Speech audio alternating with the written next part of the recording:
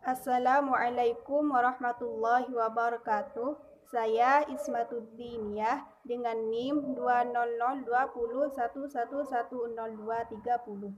Saya dari kelompok 8, Fikih Ibadah kelas E. Akan menjelaskan artikel saya yaitu tentang fikih puasa, perspektif 5 madhab, yaitu di mana 5 madhab itu diantaranya adalah Imam Syafi'i, Imam Maliki, Imam Hambali, Imam Hanafi, serta Imam Ja'fari. Pertama yaitu pengertian puasa. Menurut bahasa, puasa yaitu menahan diri, sedangkan menurut syarak, puasa adalah menahan diri dari segala sesuatu yang membatalkannya dari terbitnya fajar hingga terbenamnya matahari karena perintah Allah semata-mata, serta disertai niat dan syarat-syarat tertentu. Sedangkan arti puasa menurut istilah syariat yaitu menahan diri pada siang hari dari hal-hal yang membatalkan puasa, disertai dengan niat oleh pelakunya sejak terbitnya fajar sampai terbenamnya matahari. Artinya, puasa adalah penahanan diri dari syahwat perut dan syahwat kemaluan, serta dari segala benda konkret yang memasuki rongga dalam tubuh atau seperti obat dan sejenisnya, dalam rentang waktu tertentu yaitu sejak terbitnya fajar kedua yaitu fajar shodiq sampai terbenamnya matahari yang dilakukan oleh orang-orang tertentu.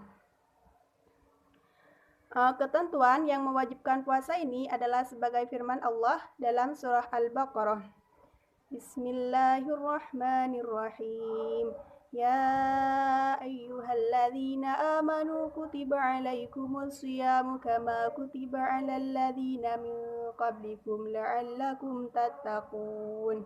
Yang artinya, hai orang-orang yang beriman, diwajibkan atas kamu berpuasa sebagaimana diwajibkan atas orang-orang sebelum kamu agar kamu bertakwa. Sedangkan yang kedua yaitu rukun dan syariat dan syarat puasa. Puasa terdiri dari 2 rukun. Dari 2 rukun inilah hakikat puasa terwujud. 2 rukun tersebut yaitu 1. Menahan diri dari hal-hal yang membatalkan puasa, mulai dari terbitnya fajar hingga terbenamnya matahari. Hal ini berdasarkan firman Allah, maka sekarang campurilah mereka dan carilah apa yang telah ditetapkan Allah bagimu. Makan dan minumlah hingga jelas bagimu antara benang putih dan benang hitam, yaitu fajar. Kemudian sempurnakanlah puasa sampai datang malam. Sedangkan yang kedua yaitu adalah niat. Dasar diwajibkannya niat adalah termasuk dalam firman Allah surah Al-Bayyinah ayat 5. Bismillahirrahmanirrahim. Wa ma umiru illa liya'budullaha mukhlishina lahuddin hunafa'a wa yuqimus salata wa yu'tuz zakah wa dzalika dinul qayyimah. Yang artinya, padahal mereka hanya diperintah menyembah Allah dengan ikhlas, menantinya semata-mata karena menjalankan agama, dan juga agar melaksanakan sholat dan menunaikan zakat, dan yang demikian itulah agama yang lurus. Yang ketiga adalah hal yang membatalkan puasa. Adapun yang membatalkan puasa adalah sebagaimana yang dikemukakan Zakaria Al-Ansari dalam kitabnya, yaitu artinya bab pada menerangkan suatu yang membatalkan puasa, sekalipun sebagiannya telah diketahui dari keterangan orang yang telah lalu, yaitu memasukkan benda dari lubang kerongkongan walaupun dengan injeksi atau air kumur-kumur. Dari keterangan tersebut di atas dapat diambil kesimpulan bahwa yang membatalkan puasa itu antara lain yaitu 1. Memasukkan sesuatu benda ke dalam rongga badan. 2. Muntah dengan sengaja. 3. Mengeluarkan mani. 4. Melakukan wati atau bersetubuh pada faraj dan dubur dengan sengaja. Dan yang terakhir adalah mengetahui haramnya. Kemudian adalah rukhsah dalam berpuasa. Meskipun ibadah puasa Ramadan merupakan kewajiban yang mesti dilakukan oleh kaum muslim yang telah memenuhi syaratnya, namun karena syariat itu sendiri merupakan pedoman hidup bagi manusia, tentu di dalamnya memuat ketentuan-ketentuan yang semata-mata untuk kemaslahatan manusia itu sendiri. Dengan demikian, suatu perintah yang wajib tetap suatu kewajiban. Namun, dalam pelaksanaannya dapat dialihkan kepada yang lain disebabkan terdapat kesulitan yang membawa mudarat kepada pelakunya. Demikian juga halnya dengan kewajiban ibadah puasa Ramadan. Bagi kaum muslimin yang memenuhi syarat wajib puasa, syarat memberikan ketentuan bahwa diperbolehkan bagi mereka berbuka puasa Ramadan dengan alasan atau sebab tertentu. Adapun sebab-sebab boleh meninggalkan ibadah puasa Ramadan adalah sebagaimana berikut, antara lain: 1. Yaitu orang sakit. Orang yang ditimpa sakit dibolehkan untuk tidak berpuasa. Hal ini berdasarkan firman Allah Subhanahu wa taala dalam surah Al-Baqarah ayat 184. Yang artinya, beberapa hari tertentu, maka barang siapa di antara kamu sakit atau dalam perjalanan atau lalu tidak berpuasa, maka wajib mengganti sebanyak hari yang dia tidak berpuasa itu pada hari-hari yang lain. Dan bagi yang berat menjalankannya, wajib membayar fidyah, yaitu memberi makan seorang miskin, seorang fakir. Ayat di atas memberikan pemahaman bahwa bagi orang yang sakit diperbolehkan untuk berbuka atau meninggalkan puasa Ramadan sekalipun penyakitnya tidak parah. Sebab pada keumuman ayat tersebut yang tertulis orang yang sakit, namun para ulama memberikan batasan sakit yang diperbolehkan untuk meninggalkan puasa. Sedangkan yang kedua yaitu adalah orang musafir, yaitu orang sedang bepergian atau perjalanan. Orang yang melakukan perjalanan atau musafir oleh syarak diberikan rukhsah atau keringanan untuk berbuka puasa. Kebolehan berbuka puasa bagi musafir tersebut ditegaskan oleh Allah dalam Al-Quran surah Al-Baqarah ayat 185 yang mana berbunyi, Bismillahirrahmanirrahim. Syahrul Ramadan alladzi unzila fihi al-Qur'ana hudan lin-nasi wa bayyinatin minal huda wal furqan. Faman syahida minkum asy-syahra falyasum wa man kana maridan aw ala safarin fa iddatun min ayyamin ukhra. Yuridullahu bikumul yusra wa la yuridu bikumul usra waliyukallimul iddata walitukabbirullaha ala ma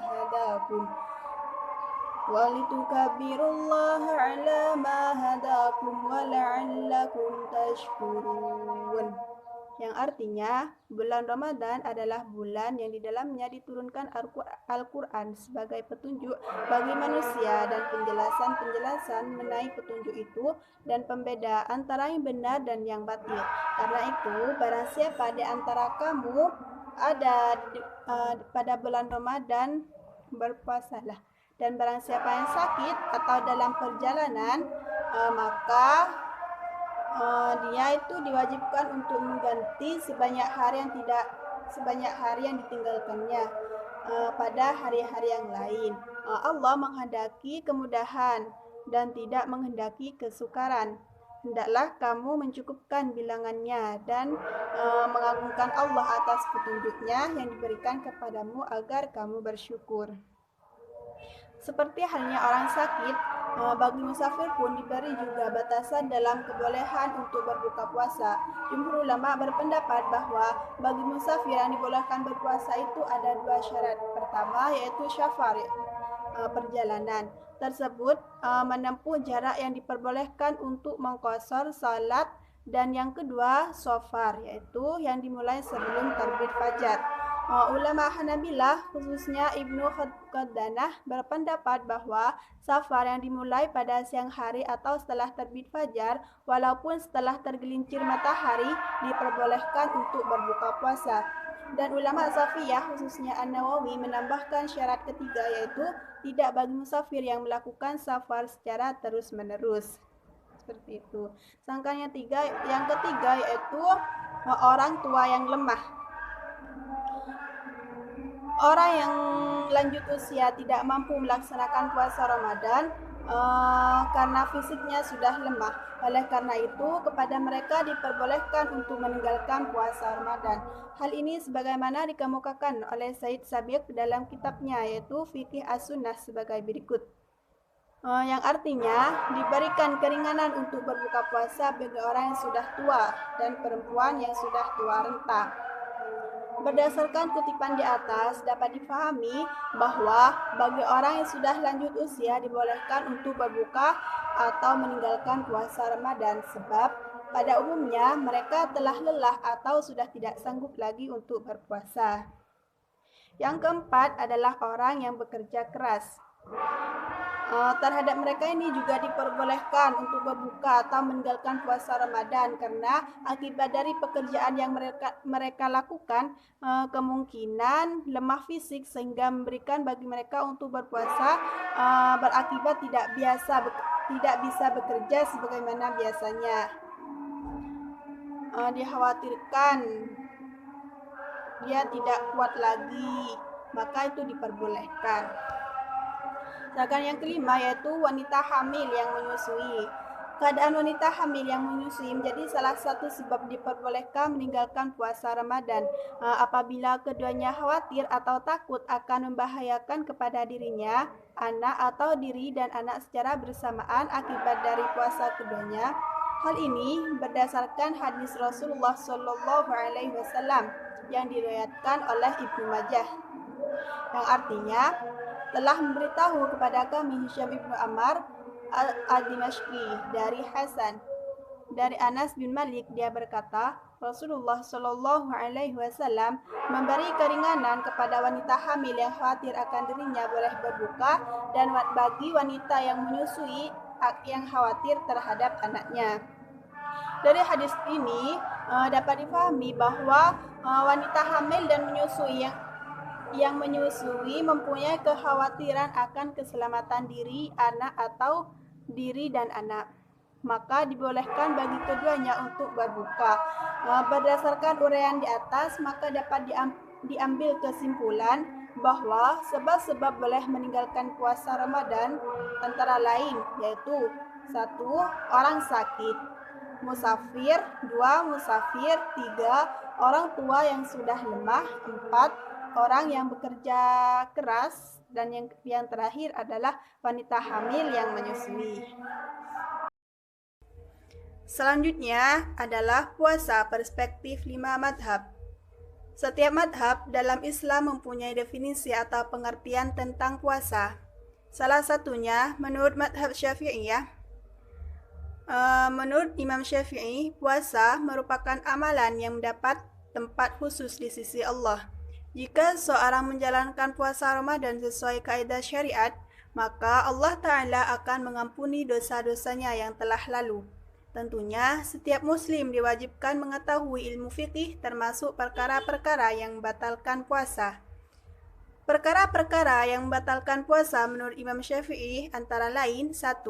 Sengaja makan dan minum. Siapapun yang sengaja makan dan minum pada siang hari di bulan Ramadan, maka puasanya batal dan wajib mengqadha puasanya. Sedangkan yang kedua adalah sengaja muntah.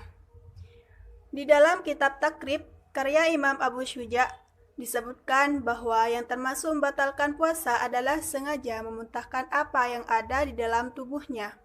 Siapapun dengan sengaja memuntahkan sesuatu, maka puasanya itu batal.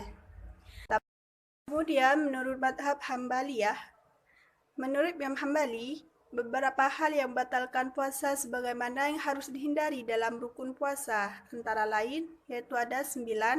1. 1. Memasukkan sesuatu benda dengan sengaja ke dalam lubang. 2. Melakukan hubungan seksual dengan sengaja. Ketiga adalah mengobati kemaluan dan dubur. Keempat, muntah yang disengaja. Kelima, keluar air mani sebab bersentuhan. Keenam, haid. Yang ketujuh, nifas. 8, gila. Dan yang terakhir adalah murtad. Selanjutnya, menurut madhab Hanafiyah, Imam Hanafi berpendapat makan, minum, dan jima tanpa sengaja ataupun lupa, seperti halnya dalam sebuah hadis dari Abi Hurairah berkata, barang siapa yang lupa sedangkan ia dalam keadaan berpuasa, makan atau minum, maka sempurnakanlah puasanya. Dan dalam sebuah hadis dhaif dari Aisyah mengatakan, barang siapa yang berbuka, makan atau minum pada siang hari tanpa sengaja ataupun lupa, maka tiada baginya qadha dan bayar kafarat, termasuk di dalamnya jima. Jika pada saat itu teringat sedang berpuasa, bersegeralah memberhentikan dari perbuatan makan, minum, ataupun jima. Bila diteruskan, batallah puasanya. Wajib hukumnya mengingatkan orang yang tidak mampu berpuasa untuk meninggalkan makan. Sebaliknya, bila tidak mengingatkan makruhlah hukumnya. Apabila menurut Imam Hanafi, apabila kita lupa, kita dalam keadaan berpuasa, sedangkan pada suatu hari kita lupa jika kita sedang berpuasa, lalu kita minum. Jadi menurut Imam Hanafi itu puasa kita tidak batal karena kita dalam keadaan lupa. Lalu karena kita sudah ingat bahwa kita berpuasa, maka saat kita minum itu tidak boleh dilanjutkan minumnya. Apabila masih dilanjutkan padahal kita sudah tahu kita sedang berpuasa, maka puasanya itu akan batal. Seperti itu. Dan yang terakhir adalah menurut madhab Ja'fariyah. Imam Ja'fari berikut adalah poin penting tentang makna puasa menurut Imam Ja'far As-Shadiq, yaitu antara lain: 1. Berpuasa bukan sekedar menahan makan dan minum. 2. Jagalah lidah kalian di siang hari dari berkata bohong. 3. Hindarkanlah pandangan kalian dari hal-hal yang haram. 4. Janganlah bertikai dengan sesama. 5. Jauhkan rasa iri hati. Janganlah menggunjing, jangan berdebat, jangan bersumpah bohong, bahkan hindarilah bersumpah meskipun benar. Janganlah mencerca dan mengejek. Jangan berbuat zalim, janganlah lupa kepada Allah, dan dirikanlah solat. Jangan membicarakan apapun yang tidak pantas dibicarakan. Bersabarlah, jujur, jauhi orang-orang yang jahat. Hindarilah perkataan jelek dan dusta. Janganlah kalian bermusuhan dengan sesama manusia. Janganlah bersangka jelek, janganlah bersangka buruk, menggunjing dan mengadu domba. Yakinlah bahwa kalian telah mendekati akhirat. Selanjutnya, nantikanlah kemunculan Al-Qayyim Al-Mahdi dari keluarga Muhammad. Janganlah kalian lakukan apa yang dilarang Allah, baik secara terang-terangan maupun sembunyi-sembunyi. Yang terakhir adalah, ingatlah rasa haus cucu Nabi Abu Abdullah Al-Husain ketika kalian haus di hari-hari saat kalian berpuasa. Bila hendak berpuasa, kata Imam Ja'far As-Shadiq dalam bukunya yang berjudul Lentera Ilahi, seharusnya kita berniat untuk menahan diri dari nafsu-nafsu jasmaniah, memutuskan hasrat-hasrat duniawi yang bersumber dari setan, dan mampu mengendalikan keinginan jiwa. Kita akan melawan setan dan sekutunya yang selalu menyerang seseorang ketika lengah dan ragu mengingat Allah. Pada bulan ini, ujian jasmaniah dan batiniah sangat berat. Dalam sebuah kisah seperti yang telah disebutkan Imam Ja'far, seseorang berkata kepada seorang sahabat, "Aku mempersiapkan puasa itu untuk menangkal kejahatan dari suatu hari yang panjang. Kesabaran untuk mematuhi Allah lebih mudah daripada kesabaran untuk menahan hukumnya." Menurut Imam Ja'far, puasa dapat membunuh keinginan-keinginan diri dan nafsu serakah. Berpuasa berarti kita berusaha untuk menyucikan hati, membersihkan anggota badan, melatih jiwa dan raga, selalu bersyukur atas rahmat dan nikmatnya, bersedekah kepada fakir miskin, bersikap rendah hati dan selalu tampil sederhana, serta menyesali perbuatan yang tidak diridhai Allah. Mungkin hanya ini yang dapat saya jelaskan, kurang lebihnya saya mohon maaf. Wabillahi taufiq wal hidayah wa ridha wal inayah. Wassalamualaikum warahmatullahi wabarakatuh.